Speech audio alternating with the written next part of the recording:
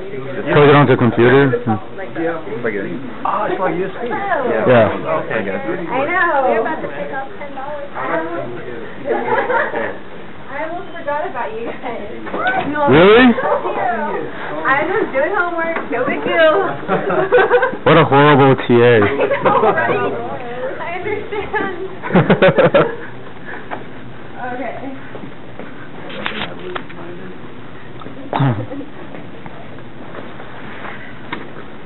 Okay. Here is our sign-in sheet. Very good.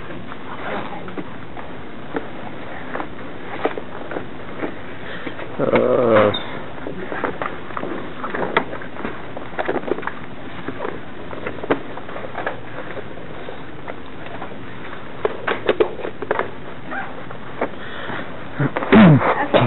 And for the reports, just make a stack of them. Okay.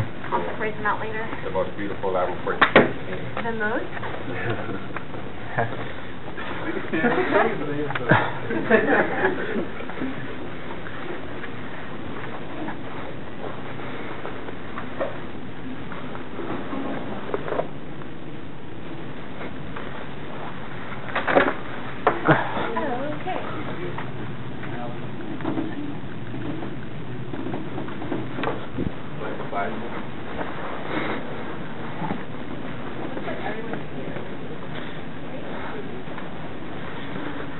Oh, Lord.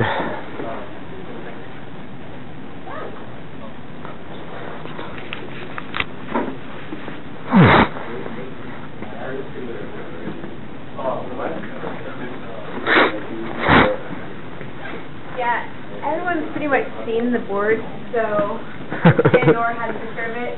So if you go to the station that you're supposed to be at, I'll come over to each station individually and explain a little bit more.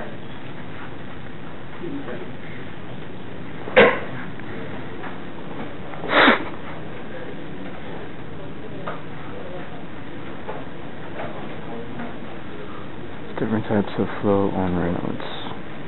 Let's do lubricant shop on this one. Okay. Pretty bad job. No, I think we'll be alright. Dude, our reports are like way thicker than everybody else's.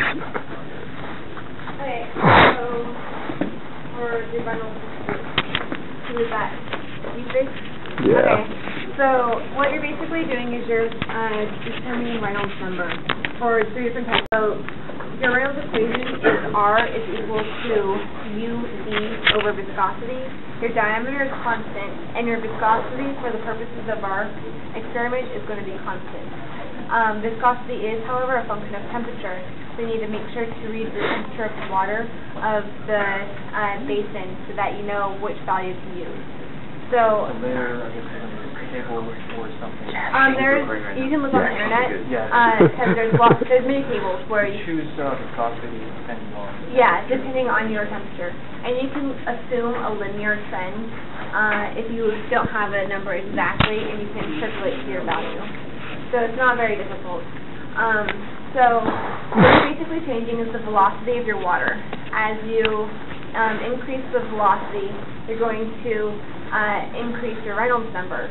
Now, Reynolds predicted that at a certain number, that no matter your diameter or viscosity, at this number, you're always going to change from laminar to turbulent, or transitional to turbulent. So what we're going to do is we're going to try to verify his hypothesis. So what I want you guys to do is understand the inlets and outlets and how, and three different ways that you can flood this lab, because it has happened and has happened again. So Or just like open floor.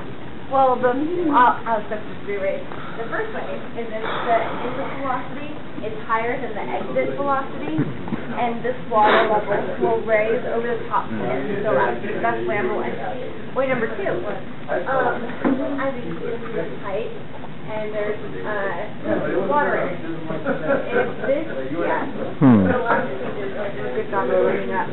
They got dye everywhere. But so what?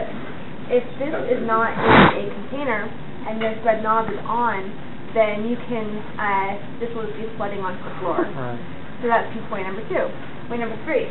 If you look at the drain back there, let me move out the way so you guys can crawl back there and see. It's the white drain going to hole in the floor, or the white tube going to hole in the floor. Sorry. That tube is not connected. So if you pull the experiment forward to get better access to the knob, then you're going to pull that tube out of this drain hole, and then it's just going to flood, and then no one can see it over there very easily. So it's just going to flood the entire lab. So those are the 3 ways it can be flooded. I've had students do each and every one. So hopefully... Already? Yeah, already. So hopefully this will be a good group. So, alright. We're the good group. Yeah. And then we measure temperature. Yeah. We'll go into this bucket right now. Okay, so what's going to happen is we're going to have to measure velocity because we don't have a flow meter on it. So how we're going to do that is you're going to have a stopwatch and you're going to have this graduated cylinder. You're going to measure the given amount of volume for a given amount of time, right? Q is equal to Vp.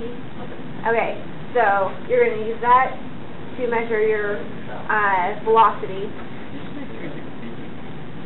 Q is equal, well, there's another one where it's Vt or V over T, something like that. There's an equation. Trust me. There is an equation. So you can use that to calculate your velocity. Okay. And before you start, the lab manuals are on top of that shelf. I'll quiz you guys on the inlets and outlets, just so you make sure that this does not flood. Okay, so Okay. the only thing I did understand was that the measurement part. Exactly what we measure. So we turn it on, we time it, You decided that we stop. you have different types of losses So, throughout. we're like, I guess and this loss is kind Uh. of schematic, how much is in there? properties So and then also it's properties. divided. So, Yeah, volume. and there's the Yeah, it's like, okay, it's like, So that's yeah, we fill it up, Um, pop it, and then I tell you to stop the pop. That's when We are the going person to turns off the thing. we, So it's turn off, and then whatever we have here divided by whoever did